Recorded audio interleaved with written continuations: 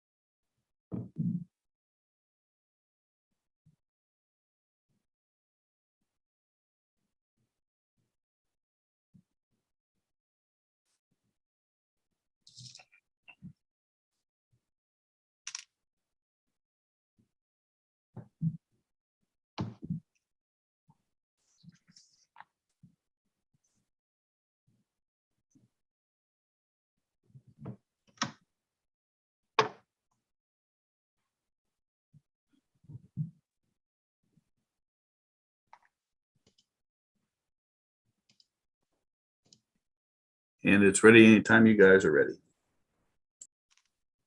Thank you. Good afternoon, everyone. I'm Dr. Paul Frazier, Chancellor for Diversity, Equity, and Inclusion here at SIUC.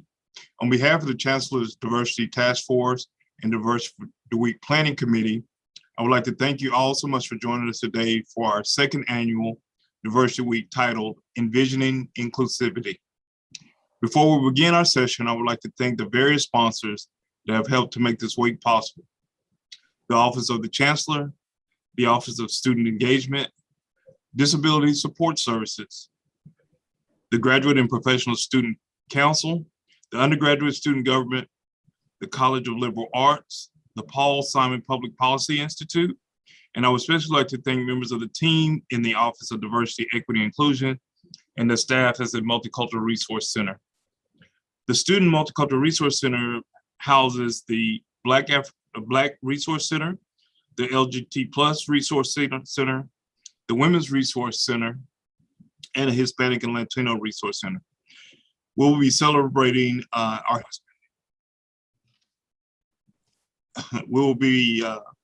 sponsoring and celebrating our Hispanic and Latino Heritage Month in just a few weeks. To learn more about that, please type into Diversity Week events and encourage you to visit and join us for those activities as well. At this time, I'd like to introduce our SIU System President, President Dan Mahoney, and our new SIU Systems Vice President for Anti-Racism, Diversity, Equity, and Inclusion, Dr. Sheila Caldwell, who will be discussing today critical steps to becoming an anti-racist higher education system. Dr. Mahoney, and Vice President Caldwell. Thank you so much for joining us this afternoon. Well, thank you, Dr. Frazier. We appreciate the opportunity to be here. And we just want to say, thank you to everybody who supported Diversity Week at SIUC in the many ways that everyone's been involved. And particularly thank you to the Diversity Week Planning Committee for giving us this opportunity to talk about how do we become an anti-racist higher education system. And we've been talking about that a lot over the last year. And I think this gives us an opportunity to talk about what that really means, how we define that, what our goals and aspirations are, and frankly, also what role different people can play in that process. So we have a list of some questions that we're going to kind of run through, and I'm going to ask the questions and Dr. Caldwell will answer, and then we'll probably discuss each of them in a little bit more detail. But I think it's important to start with how do we define, or how does the SIU system define anti-racism? So Dr. Caldwell. Well, first, I do want to say welcome and good afternoon, everyone. This was an event I became aware of prior to my actual start date. And so I think it's Diana McGreehan. I just want to thank you for all of your diligent efforts. You were one of the main people who had a vision for this and really assembled us as a team. So I said that to say that this is an event that I'm excited about just the whole week. And I just, again, want to thank you for your vision, all of you as a team, for your vision and for your efforts. So to get started, hopefully can see this particular slide, but as we talk about how we define anti-racism, many of us may be familiar with Kendi's definition, where he defines it as any racist idea or policy that people are espousing.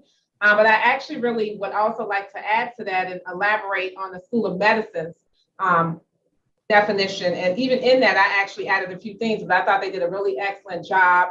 Dr. Jerry Cruz, Elamine, and just the team, they described as the active process of identifying and eliminating racism by changing systems, organizational structures, policies, practices, attitudes, behaviors, and speech, so that power and authority is redistributed and shared equitably. And we are actually going to speak about the difference between power and authority later on, but this is a comprehensive definition, and it does show the wide range of things that we will tackle as we focus on creating more equitable systems and being diligent as far as eliminating racism throughout our system. Well, thank you. And I will point out the School of Medicine was a little bit ahead, I think, in putting together a definition and really talking about being an anti-racist School of Medicine before, I think, even as a system, we were doing it before I even arrived. Tell me a little bit about why you like this particular definition, Dr. Caldwell. What I really like about this definition is actually the operative word in the definition is active. And really that word means to be engaged and to be energetic. And so really what that tells me is not just the diversity leaders or Dr. Mahoney, but as a collective community, we are going to be vigorous in our pursuit to eliminate racism. This definition also suggests that we are going to explore and examine really all the structures within our schools. We're going to look at admissions process, hiring, tenure, promotion. We're going to examine the core curriculum, the overall curriculum. We're going to look at co-curricular activities and programming.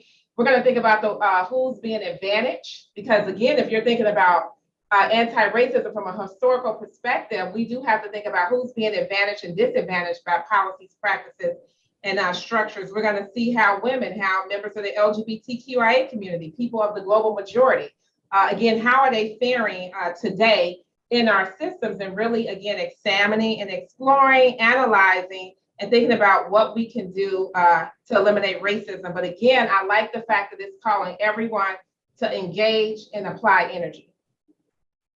Yeah, and I would agree. I think the active part is what is important to me. I think a lot of times when I see higher education institutions talk about DEI, it's often we'll be supportive of diversity, equity, and inclusion efforts, which supportive can mean everything from actually being active to actually just not doing anything bad or not being not supportive. This is suggesting that we need to do much more and that there's an active role. I also like the fact that I think it gives people something to aspire to be. To aspire to be anti-racist means I can't just sit back. It's not the same as being not racist. It means actually actively doing something, examining my own practices and the practices of my institution in a very thorough way. So I think it gives us something to aspire to, both as individuals and as organizations. So next question I have is, in what ways will the SIU system acknowledge racism in order to become an anti-racist system? Because that's certainly part of the process. Okay, yeah, I totally agree with that. And again, as I read the book, many of us have read the book, How to Be an Anti-Racist by Dr. Kendi, Imran Kendi. And one of the quotes that really stood out to me in his book is, if the heartbeat of racism is denial, then the heartbeat of anti-racism is confession. And so even step one, when he talks to everyone about how to be an anti-racist, is acknowledgement. And I would say, even as a country, we have done that in some ways, but I think we definitely can make that more robust and meaningful. And so if we talk about what does it look like for SIU and all of our campuses specifically to acknowledge racism and to become a anti-racist system, I think we need to start with a question, like basically, how are we formed? How are we initially created? And it's also important to acknowledge that all of our, if we look at just higher education in America, higher education started out specifically as PWIs, predominantly white institutions, or HBCUs, and predominantly white institutions were created to exclude people of color. We see in the data Jews, Catholics, military veterans, and even women. I think about the first Harvard college commencement ceremony over 400 years ago. And it started with exclusion. There were no women or people of color, and they were excluded from this historical marker. And one of the Boston historians said that in the commencement ceremony, they addressed young men of good hope. So again, higher education was created for white, affluent, cisgender men.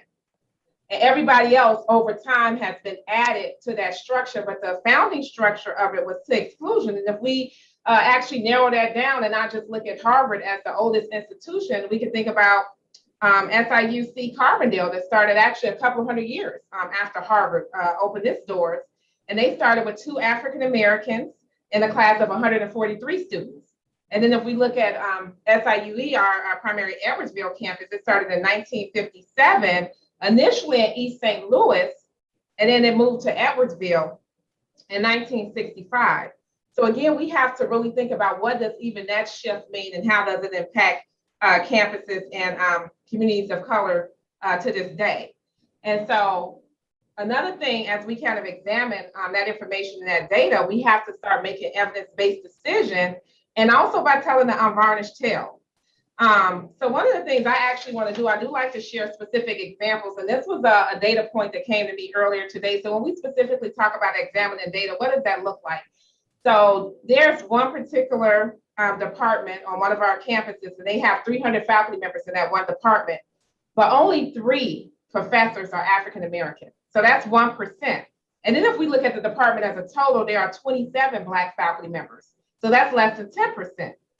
And then when I disaggregated even further, I said, well, they have 9 associate Black professors. So an anti-racist institution would say, okay, you only have 3, but you have triple the number at the associate level. So what does it look like to work with those 9 professors and one, make sure that they retain, ask about their experiences, and do all we can to cultivate them so they can actually become full professors. And if we did that, it will go from 1% to 4%. And even though that number is dismal, that shows progress. And so my point is that we are the ones looking at the data, we're examining, and we're making the right assumptions. And we're also not just looking at numbers, but we're talking to those people who have been impacted in those departments. And they're the ones also giving us ideas, recommendations, and solutions. So I think it's very important to listen to people who are in those situations, even outside of getting that numerical data. You want to look at the qualitative as well as the quantitative, so you can have those real stories and those lived experiences that actually inform the data. And the one thing I want to actually add to that, Dr. Mahoney, before we welcome further thoughts, is that sometimes, people might listen to that, and one of the things that might go unsaid on this webinar is people might say, well, it's only 3 because only 3 can cut the mustard. Maybe we don't have people with the knowledge, the gifts, the abilities to be able to perform well. But I would actually caution those individuals from making what we call the fundamental attribution error. Because really that is, depending on your particular worldview, you might be tempted to assign blame to the character of that individual or the culture of that particular group and say that's why they're not being successful. But again, if we look at the very founding structure of higher ed, it was designed to exclude. So then we would want to think about the fact that there, even today, years later after slavery, Jim Crow, even though we obviously have a lot of disparities, why do those numbers still exist? And part of it is because of systemic racism that was baked in to higher ed when it first opened its doors.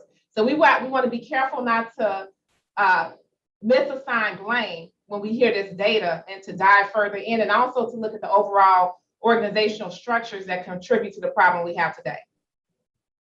Yeah, no, those are some excellent points. And I think it's, and people get sick of me talking about data, but often data gives us the starting point to say that we've got a problem. And I think when you look at data in higher education across the country, whether you're looking at makers of faculty, student bodies, people in my positions, it's hard to look at that data and not say there's a problem, there's an inequity there. And that's what I often focus on. Where do we see inequities? And the data often tells us. Now, it doesn't always tell us the why or how to solve it, but it's that first step of saying there's a problem here.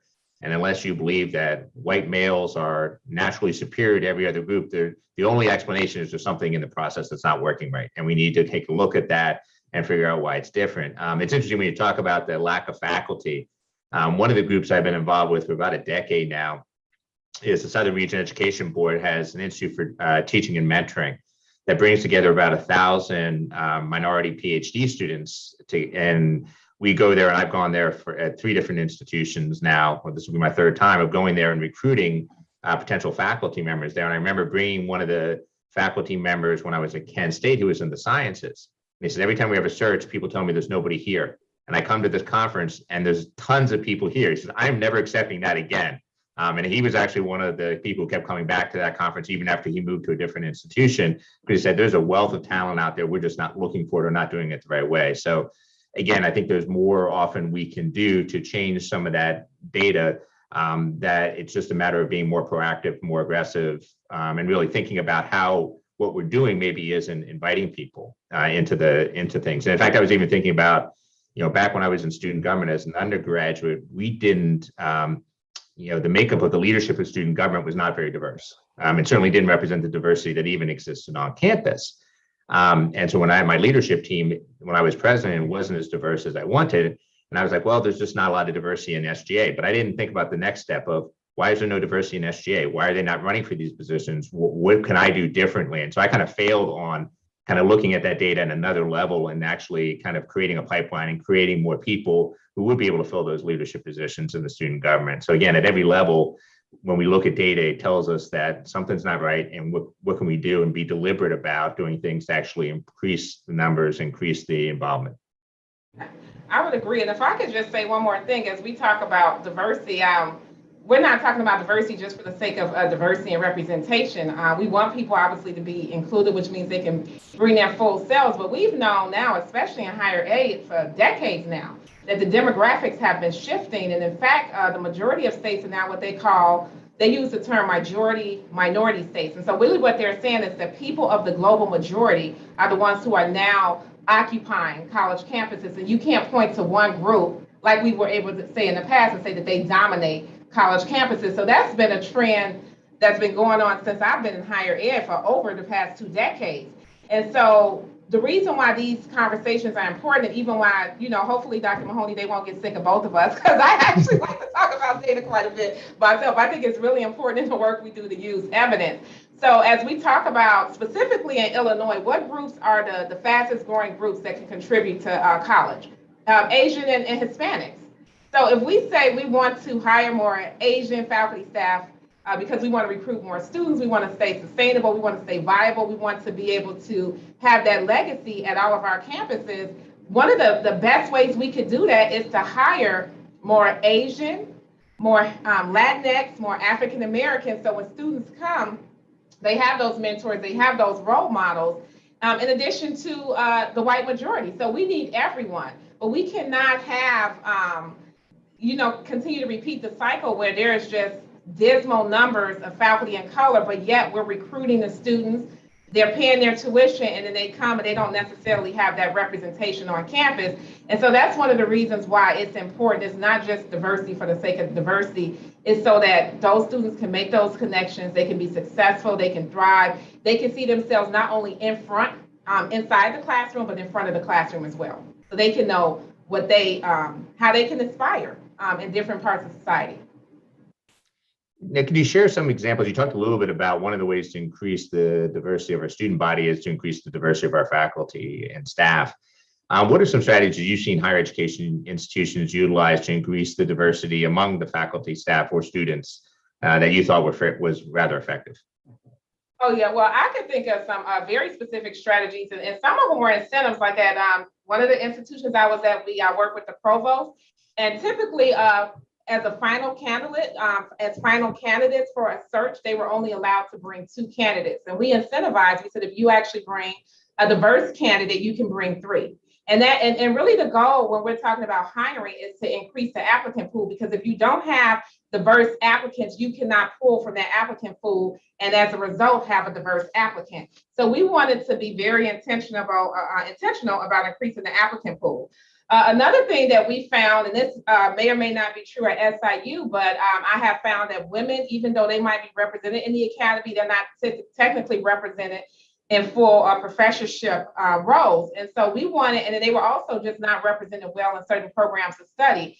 So there is a gender decoder app, and we would actually put all of our job ads through that app to make sure that we were not disadvantaging women. And if I could just put a plug in for Edwardsville, they actually were working, Dr. Harris, Dr. Gutschuk, Dr. Pembroke, they all created, along with others, a job ad. And I would say pleasantly surprised, and if I could just be honest, shocked, because I put the ad in the Gender Decode app and it was not biased. And out of my years of doing this work, that was the only second time I saw a job ad that was not initially biased in terms of gender. And what that means is that it was not masculine coded or feminine coded. And so it would invite women and men to actually apply for the new president role at Edwardsville. And I thought, and so that's something that I would specifically look for.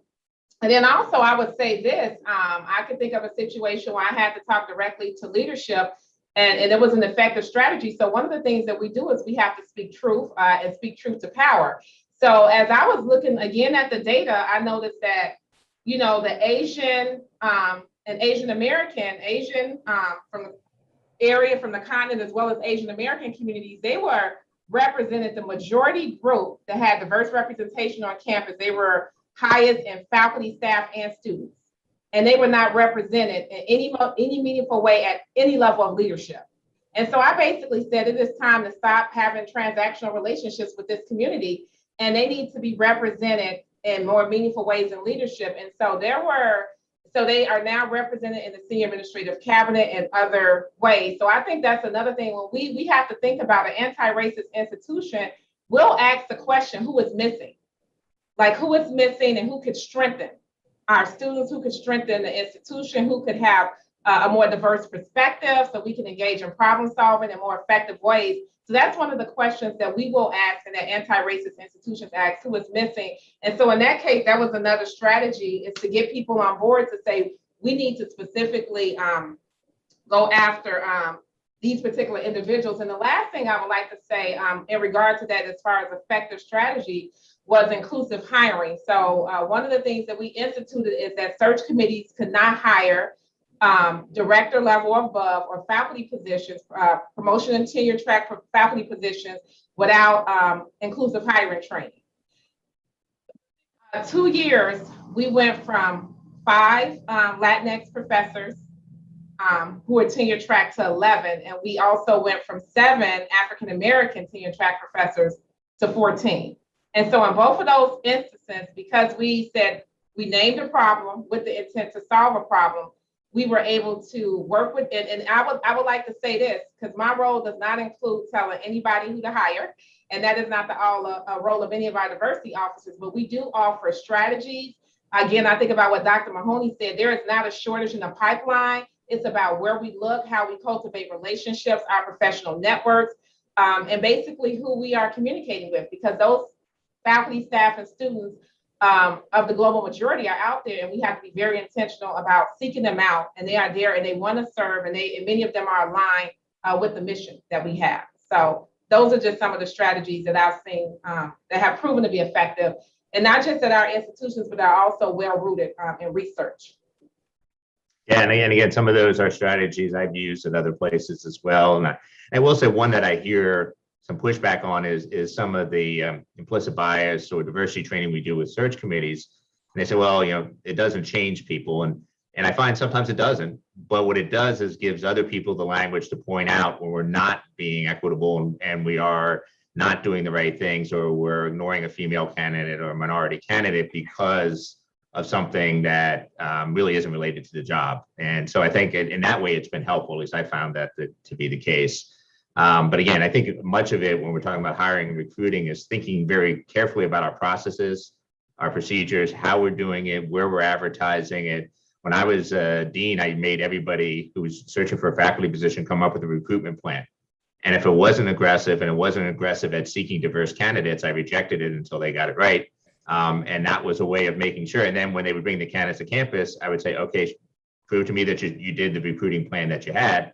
And again, that seemed to change pretty dramatically. I think we went from only a handful of faculty of color when I got there to where we were hiring about 30% of our new faculty were faculty of color. So it was very different during that latter period than it had been before. And it was really, again, about changing that process and procedures, things that we can change. So, if I can say that, I think of this common phrase I used to hear is people respect what you inspect. So that accountability piece is important. Like people just asking the questions and setting those high expectations does offer cultural transformation. So I appreciate hearing that. Yeah. So what is SIU system doing today to build an anti-racist system? Okay, well, here you have lovely faces of many of our diversity leaders across campus. So before I dive completely into that question, I thought it would be worthwhile to just, have everyone see the faces and really speak to their positions. So we have Dr. Wendy Elamine, who specifically works as diversity leader for the School of Medicine. And she is also located in Springfield. You all had an opportunity to hear from Dr. Paul Frazier, who introduced us. He is fairly new like me, and he is now serving as the Vice Chancellor for Diversity, Equity, and Inclusion on the Carbondale campus. We have Ms. Dr. Jessica Harris, who is Vice Chancellor for Equity, Diversity, and Inclusion, and also serves as a Professor of Historical Studies on Edwardsville. And one of the things I'm also very pleased about is that we specifically have leaders from our professional schools who also have dedicated time to doing this work. So I would like to introduce Dr. Lakeisha Butler, who is a pharmacist, who is the Director of Diversity, Equity, and Inclusion for the School of Pharmacy, and is also located in Edwardsville. And definitely last but not least, I would like to make everyone aware of Dr. Vanessa Brown, who did years of work in the diversity office at Edwardsville. She now serves as the Associate Athletics Director for Diversity, Equity, and Inclusion, and the Athletics Chief Diversity Officer. And I think Dr. Cornell Thomas probably has been at this. He's retained for the longest, I want to say about 29 years now. He served the School of Dental Medicine, and he is now their Chief Diversity Officer. And so he is an excellent resource for all of us, and I've always learned a great deal from him. But I just wanted you all to be introduced specifically to our diversity leaders. So, and I would also just like to say many of those positions have come about more recently as Dr. Mahoney has taken leadership, including my position as I serve as the System Office VP. So a lot of this is continuing, but then I also just want to give credit where credit to do it. Say a lot of this is also his vision to help become an anti-racist system. And so I want to also address some of the things that we are doing very directly. And you heard both Dr. Mahoney and I mention data. And so there was a data team put together. And so we are specifically now, probably over the last few weeks, we have made contact with all of the individuals at the campuses who can supply consistent data so we can actually build a data warehouse. Again, if we are making credible, reliable, evidence-based decisions, we need to have consistent data across the system. So we are collecting anti-racism, diversity, equity, and inclusion data. And actually our deadline for that is October 31st. And we will be presenting some of that information to the campuses as well as the Board of Trustees. Conversations of understanding. One of the things we will definitely continue that. This is actually under the umbrella of conversations of understanding. We are an institution of higher ed. We always are bringing in new students and we're always learning. So there will always be a place for us to have these type of dialogues. And that's something, again, the Diversity Advisory Council, along with Dr. Mahoney, have put in place. But as we're trying to enhance cultural intelligence, cultural awareness and competencies and make a difference in our outcomes, these conversations are necessary. One of the things that we will be implementing is intercultural development inventories that really, again, speak to cultural intelligence, cultural awareness. And these will be across the system so we can be able to ascertain where are individuals as far as how they engage with diversity. But then also this particular instrument will measure where departments are. And what I like best about it is that it really does illustrate how growth and awareness is not like a one professional development workshop. They will basically say after this assessment, you may need 30 more hours of developmental training in this specific area to be able to move to the next level. So it's very specific and analytical and really help each of us do the work that is necessary. So that's something else that is going on now. We're working with campuses on inclusive hiring protocols and what that looks like. We're strengthening offices that serve the LGBTQIA communities as well as people with disabilities. And we're also looking at acknowledging our indigenous peoples with land acknowledgement statements. That good work has been done with all of our general counsel, attorneys, the Edwardsville campus. And so we're building on those type of things as well to really get started with building an anti-racist system. So when you talk about some of this, why are these plans, processes, everything that we're working on so important to becoming an anti-racist higher education system? Well, these plans are important because they're going to help us achieve our ultimate aim, which is to enhance diversity, equity, inclusion, and eliminate racism. So just if I was to give an example, I talked about the intercultural development inventory, but that assesses global effectiveness, cross-cultural adaptation. It basically is also it detects color blindness. Like, do you see people as the same? Do you see differences in individual? How do you treat those particular people? And then the data actually gets aggregates and it tells how these type of indicators can impact how you hire, how you promote, and then even the type of programming you offer. So again, as we start with looking at self, as we start with having these particular indicators to determine how departments are interacting, they're ultimately going to help us achieve our goal to be anti-racist, to look at people and to treat people equitably, to be welcoming, to be respectful, kind, and inclusive, and ultimately allow everyone to flourish. So that's just one example of an indicator or instrument that will help us. Climate assessment surveys, that's another thing that we will be enacted across all of our campuses, because as we talk about policies and structures, we can't forget that obviously we all are human and we have feelings. So how do people feel when they come to work every day? Do they feel like they have to conform? Do they feel like they have to assimilate? Do they feel like they can bring their authentic selves to work? Do they feel like they can contribute and that they're listened to and that they're respected and that they have a sense of belonging? So oftentimes I think how people feel and what type of affinity they develop psychologically to an institutional organization, that's equally important to looking at a policy. And so those are also things that are very important to us because we want happy people, come to work, they stay at those organizations and they contribute well. And that's what we want, again, to be sustainable, viable, and anti-racist.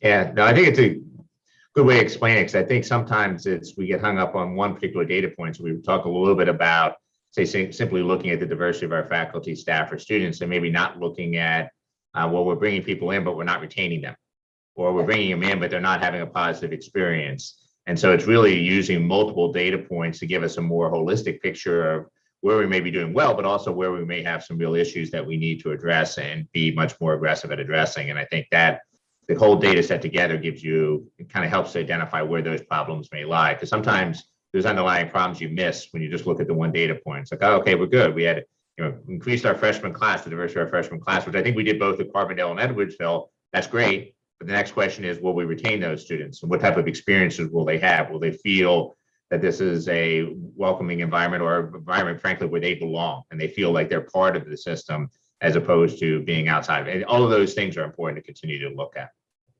Really agree.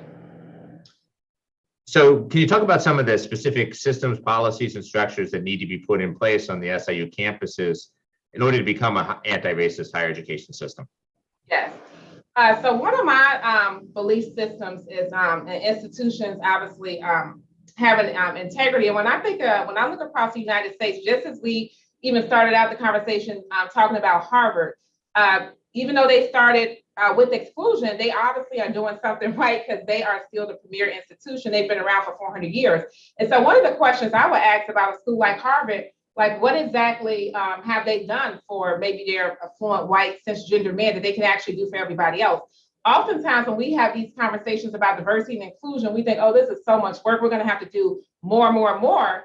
And I actually don't know if I believe it. I think that we just need to do the same for everybody, what we've been doing for everyone else. And so when you talk specifically about structures, there's not an organization that existed that would start without having a vision statement, mission statement.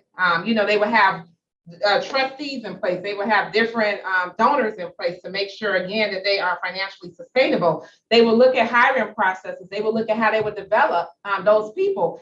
And the diversity office is no different. So when I think about how to build a diversity, equity, and inclusion office, I look at those exact same things that have actually made the United States a developed country, that has made us a premier country. Those same organizational tenets that sustain our Fortune 5 company, our Fortune 500 companies, our organizations, they're not doing anything different. They just need to be applied to DEI efforts. And oftentimes what I have found in my work is that DEI efforts are usually the exclusion, the rule. Like we do this maybe in hiring or enrollment management or finance, but we don't specifically apply some of those same principles to diversity, equity, inclusion, and anti-racism work. And so I would ask, why not? We need a vision statement. We need a mission statement. We need a robust professional development plan that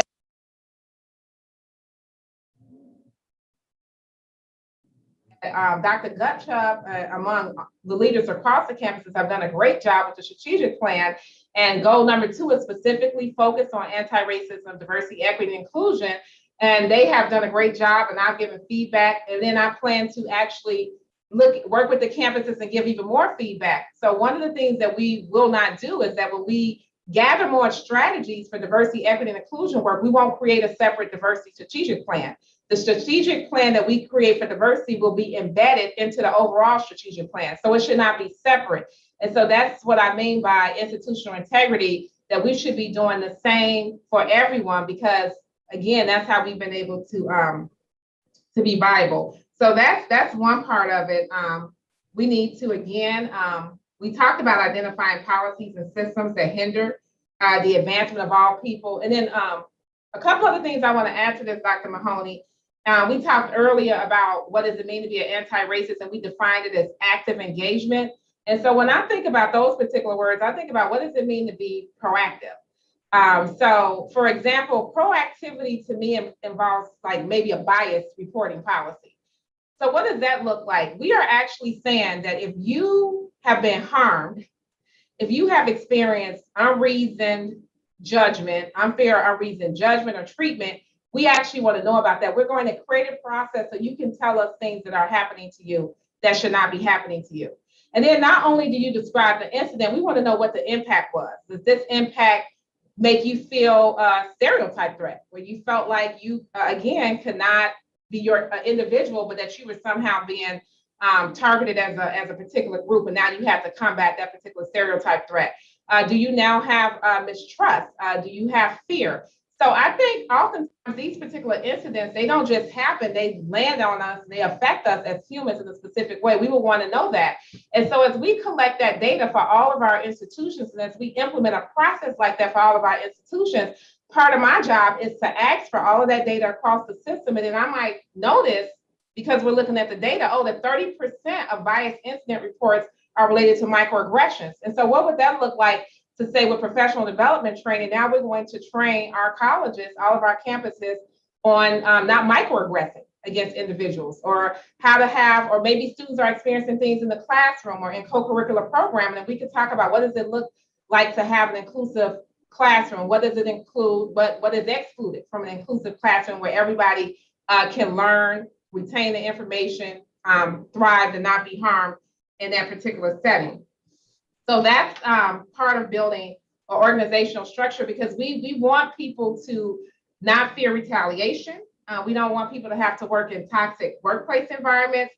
We don't want people to feel like, again, that they have to assimilate or conform to majority rooms in the classroom or their department in order to be accepted. We don't want people to feel isolated. And we want them to have allies in their immediate space. And so, again, those are some of the things I've heard. Well, if we do a say interview, for example, people might be reluctant to talk about what are some of the concerns they have. If we invite people who are marginalized every 3 months and say, tell me what you like about the organization, what you dislike, and what we can do to improve, for example, that would be an example of a say interview.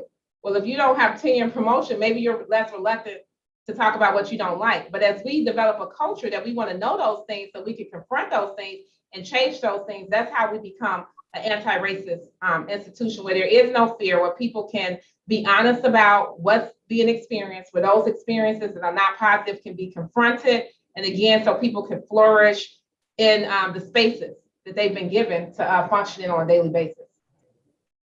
Yeah, no, I think some of the things you talked about there are really interesting. Sometimes we set up systems for reporting problems that actually don't effectively do what we want them to do. And so we have to kind of take that type of feedback and change our approach to doing it. I think that's important to keep in mind. And I think even it was interesting what you were talking about with the bias reporting, incident reporting, that some of it is so we can deal with that specific situation, but it also provides us data over time as we start to see what are the patterns, and then how do we address where we see perhaps the worst patterns or the biggest issues. So it can really be used in multiple ways. And so it becomes valuable information for us. Now, when we're doing all of this, what is important to consider when we're putting this all in place? Okay. Well, what is important to consider, I actually want to say, as we look at the picture that is before us right now, is another crucial step to becoming an anti-racist institution, and something that's very specific that we could do that we actually don't like to talk about as much, is that we do need targets and goals so that we can measure progress. And one of the ways I describe meaningful work to me is measurable work. I like to know that the things that I'm doing in my role and that the team that I'm working with, that we are able to look over time and really speak to very specific ways that we've been able to have an impact. And if you're not measuring that, and so I just want to talk a little bit about the slave ship that we're looking at right now. It was the means by which basically 12.5 million enslaved Africans were transported from Africa to the America, and actually part of the Caribbean between 1500 and 1866. And only about 10.7 million survived. Close to 2 million died due to death, suicide, and disease. And if you look at the average slave ship, they held between 200 to 600 free Africans who were brought here to be enslaved. So when we know that basically slave traders had quotas. They had targets. They knew that before they came back from Africa to America, they need to have at least 200 or 600 enslaved Africans, or Africans who were going to come and be enslaved when they arrived to our shores, that was actually their target and their quota. And even though, again, as an institution of higher ed, I don't think we should ever stop talking. We should never stop having meaningful conversations and building those relationships. But I do think it's important to note that 12.5 million slaves were transported to the shore without a conversation with those individuals. And so what does that mean? That means that to get 12.5 million enslaved Africans to our shores, we did it without a conversation, but we did it with policies. We did it with practices. We did it with structures. So there were laws that were passed. In 1740, there was the Negro Act that prohibited enslaved African people from growing their own food, learning to read, moving freely, or earning money. So they weren't immigrants. They weren't indentured servants. When they came here, they were chattel slaves, and they were in it for life. And many of them, their life expectancy rates were significantly decreased because they were basically worked to death. So they were slaves for life. And then you had the Fugitive Slave Act of 1850 that required that all escaped slaves who were going from the South to the North to Canada, places like that, that they, upon capture, they had to be returned. to the slaver, and that they made citizens responsible for that. And then not far from us, the Kansas-Nebraska Act of 1854 allowed white male settlers from Kansas and Nebraska to determine whether slavery was permitted within their borders. And they were actually fearful that slaveholders in Missouri, they didn't want Nebraska to become a free territory because they knew that escaped slaves would flee there. And so these are three of the laws that were enacted to make sure that these 12.5 and 10.7 surviving slaves, that they actually stayed slaves for life. And they didn't have conversations with any of them about if they wanted freedom, if they chose to be flogged and beaten and tortured and the women raped. Those conversations were not had. And so I said that to say that although conversations are necessary, conversations did not get us here, and conversations will not be the reason that we become an anti-racist system. We are going to have to do tangible, measurable things. We're going to have goals. We're going to have targets. We're going to have to monitor progress. We're going to have to course correct when necessary and be very diligent to change this, what everybody's saying today, because this happened over 400 years. And we are now probably, as people who had full rights, we're in 50 years. So if we want to keep going in the right direction, we're going to have to, again, not be afraid as we have conversations to talk about targets and goals in our core curriculum, in our hiring processes, and how we recruit our students, and who gets promoted, who gets hired, why, who is retained, why do people leave when we have to do exit interviews. We do more stay interviews, we should do less exit interviews. So these are the conversations we need to have, but they don't need to be conversations only for understanding. They need to be conversations so that we can understand. And so because now we know better, we can do better. Yeah, and I think some of the points you make are really good, because when we talk about systemic racism, we have to understand that we got here through deliberate actions. And if we're going to become anti-racist, we have to also engage in deliberate actions. It's not simply a matter of, well, I'll just try to do better, or I won't really change anything in our processes or how we do things. We'll just try to be better. That's never really worked. It has to be as deliberate as the things that were put in place that got us to this point, if we're going to get us past this point. And I think that's important for a number of reasons. I would say certainly as we're developing some of those changes, that we have to have diverse voices at the table. We have to, and so we're making the right types of changes. The other thing that's always, I think, weighs on me, I always laugh at the title interim, because we're all interim. None of us are in this job forever. So what is going to be sustainable past my time, past Dr. Caldwell's time? What can we do that? And part of that is doing deliberate changes to the system that becomes just as hard to break apart as what we're trying to break apart now. And I think that's part of what I think about a lot is what's important when considering all of this. So next thing, let's talk about what are the action steps that everyone can take within the SIU system in order to accelerate our anti-racism, diversity, equity, inclusion efforts. So in other words, what can everybody do? Okay, yes. So there's a couple of things. And at first I did want to start with Kendi's work again and how to be an anti-racist, because he does outline specific steps that everyone could do. So understanding the definition of the word racist, which we're in a perfect position to do as a system of higher ed that engage and challenges mind. And so again, racist, his definition is any person espousing a racist idea or policy. He simply puts it as that. But obviously we know in higher ed, we can go beyond that. And I think also when we think about anti-racism, even though we're specifically talking about race as a social construct, we are also looking at other communities like LGBTQIA, people who have been disadvantaged and marginalized, people with disabilities, whether it be veterans. Again, we go back to how higher ed was created for a very narrow elite group, and all of those other people were excluded. So those other people now need to be included as we talk about developing an anti-racist system. He also talks about stop saying I am not racist and work towards becoming an anti-racist. So again, it's just not good enough what you're not, but it's also how are you engaging energetically, vigorously to undo racism and to undo the harm that has been done for centuries, okay? Identifying racial disparities. Again, once we learn what racism looks like, what does it look like to have racial disparities in the education system?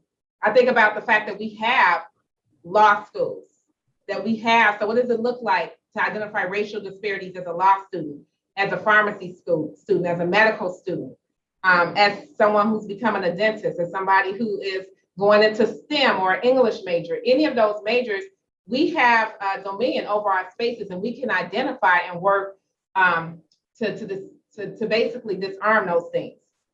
And I think about a recent event when I went to the White Coat ceremony, and then Dr. Jerry Cruz, he actually talked about in his speech to all of the incoming medical students how they would not work in a way that harmed people from marginalized or ethnic communities, and that they would identify and seek to, eradicate racial disparities in the healthcare system. So that was a part of the expectation he set from day one for all medical students. What would it look like for us to make those type of declarations across the college as we have those type of events? He talks about confront the racist ideas you've held or continue to hold. And one of the things that Kendi does is he actually acknowledges that it's not just people from the majority group, it's people from the global majority also, because it's a system that can hold those views that some people are inferior or less than or undeserving. So we all have to think about how this system has impacted us and has hindered us from being equitable to everyone.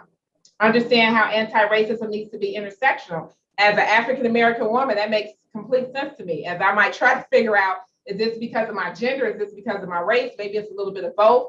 People who are LGBTQIA or disabled, it's a constant trying to figure out that intersectionality and where the harm or the challenge may be coming from. But we do need to understand that people are not one, we're multiple, and we're impacted in multiple ways. But that's a different lens and a different level of education that he's calling us to engage. And then last but not least is that everyone can aspire to be an anti-racist and champion anti-racist ideas and policies, meaning that we are not looking at, we're not espousing racist ideas, and that we are doing things to dismantle racism, and then we're also doing things to create justice, to act right, make right, and do right, again, as we have the power to do that. And the one last thing I actually want to speak about, we looked at the definition in the SIU School of Medicine earlier. I'm actually going to go back to that quickly in their actual definition.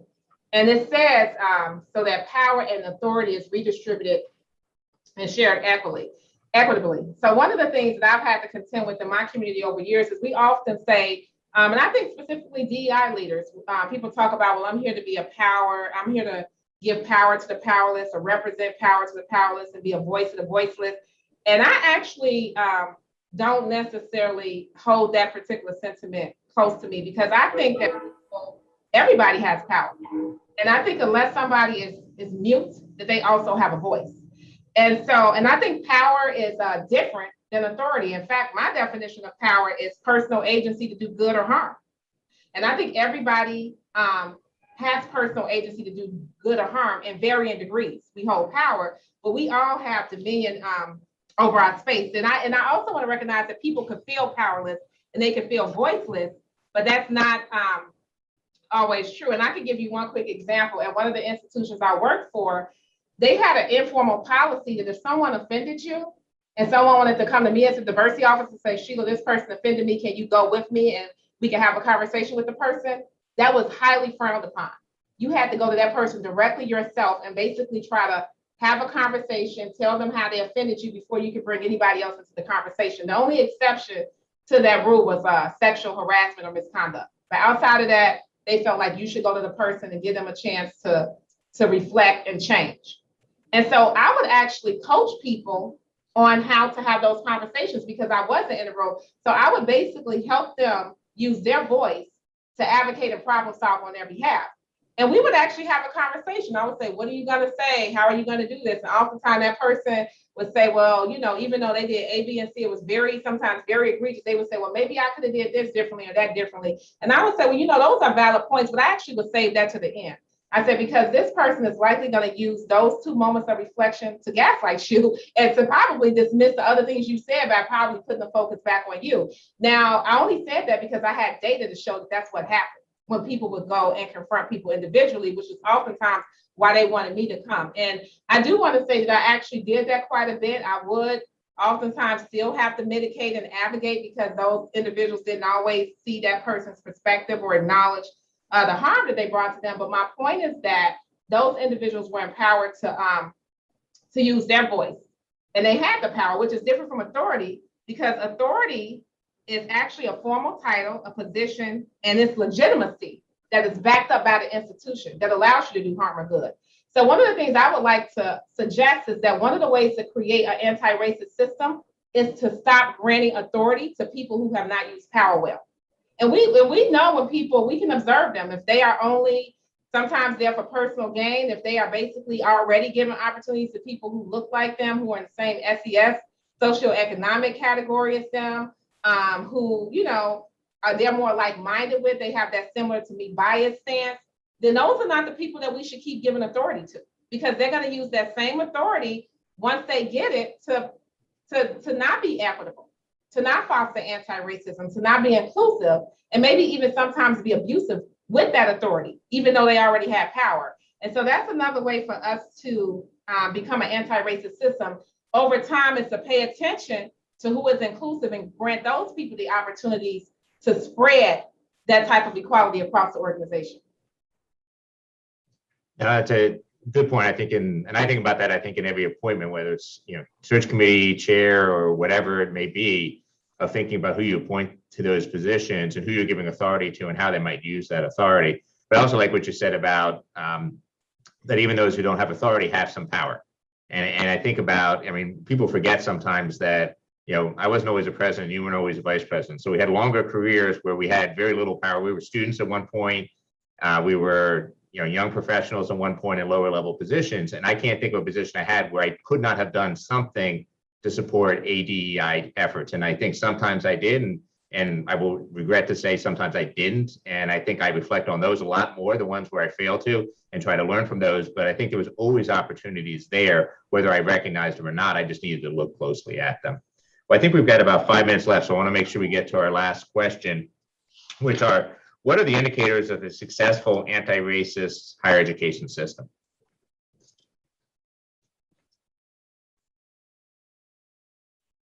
One quote I like, I think one of the benefits is oftentimes we talk about diversity. That's the first step, is counting people. And so one of the things I would say that's successful is that inclusion means that we're making everyone throughout the organization count. So that's one of the things I want to say. We don't just want to look at representation. We want to think about how do we make everyone feel included, welcome, respected, and that they're really contributing to the best of their potential.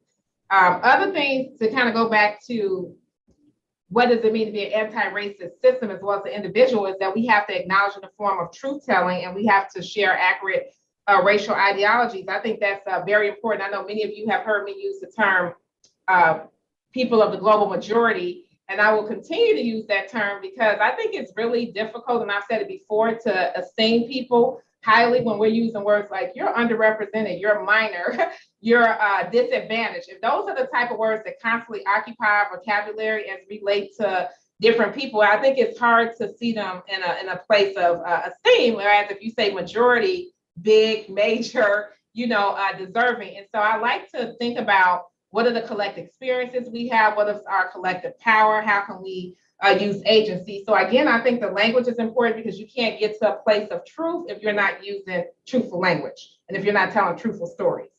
I also think, again, so that goes back to not having oppressive terms to describe or dignify people. I think that's important. The other thing is, we already talked about it, but you're going to hear me speak again, is that, again, as we talked about, looked at the picture of the slave ship, policy, structure, systems. That is how we're going to tackle this work, by examining, scrutinizing, monitoring, and holding all of us accountable to doing good work. I would also like to say transparency regarding decision-making. That's one of the things I totally believe in and I have convictions about, that I will not do the work in a vacuum. As I work with all of the diversity leaders that were mentioned earlier, I think it's important that we're communicating to the campus, that we're inviting input, and when we talk about accountability, when certain decisions are made, that people are willing to say, well, I hired this person because of this reason, or this person didn't get promoted because of this, or this student was rejected for this reason. I mean, if those decisions can be made, a rationale should be provided when asked about why those particular decisions were made, not to put people on the defensive, but because, again, as we're having transparency, we should be able to have those conversations and justify why we're making the decisions that we make, because we're all working together to build an anti-racist system. I think also providing evidence and data to highlight what works and what does not work. I think about a book called What Works by Dr. Iris Bonet. She's a Harvard professor. I had an opportunity to learn from her. And in her book, she talks about getting to 30%, which is a critical mass. And when we talk about what works, that's when the culture actually shifts in the organization. When you get 30 people represented, women and diverse individuals, that's when you actually see equitable and more cultural transformation. So I think that, again, would be one of the things that we would want to implement and monitor as we become an anti-racist institution.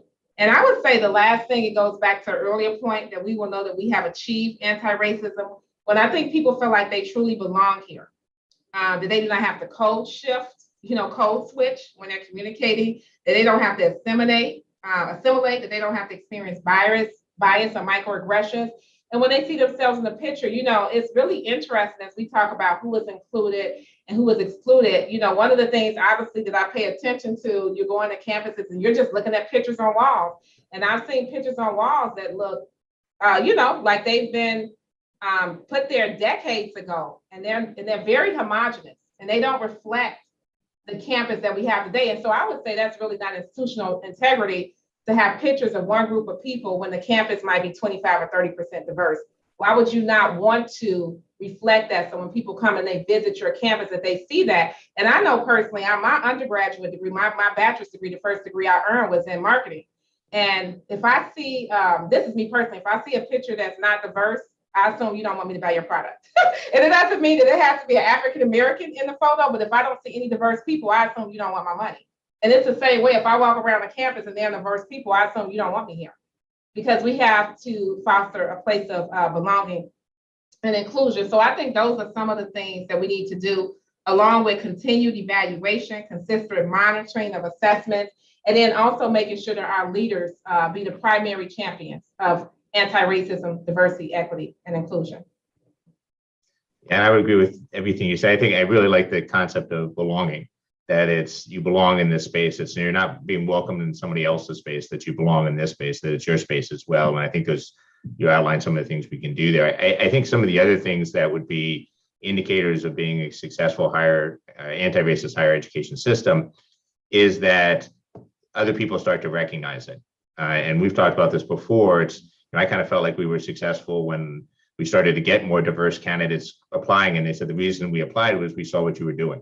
And we saw what was happening at this institution, and we wanted to be part of it. And I think that's one of those kind of external indicators of success. And when other institutions come and say, we heard you're doing this, we want to see how we can do it at our institution. I think those are both indicators as well, kind of outside. And those indicators don't come without, I think, two things. Again, getting back to what we started with, good quantitative data that demonstrates we've actually made progress, but also good qualitative data. I think it's the combination of the two, of they're hearing from other people that this is a place that's doing well and making good progress and really serious about what they're trying to do. Anything you want to add before we finish up? Yeah, I think that I just wanted to, thank you for the conversation, but I just want to say my aspiration is also for us to be leaders in this space, that that's what we are actually known for, that we have high expectations, that we have high support, that we are the primary agent and catalyst of diversity, justice, equity, accountability, and anti-racism in higher ed. I do believe that we have all of the right people here, that we're thoroughly equipped to be the leaders in this space. And that's a big part of my vision. And I know I won't be able to do that alone. I will be doing that with all of you. And so I just want to say thank you for having me and including me in this conversation. And for those of you who I have not met, I look forward to getting to know you and having partners and allies to do this work, because it will not work without every one of us. So I appreciate the time today to be able to share those things. Thank you, Dr. Caldwell, and thank you all for joining us today. And again, if you want to reach out to either of us individual, please feel free to do so. We're always happy to have a conversation about how you might get involved and how we might work together. So thank you, everybody. Okay.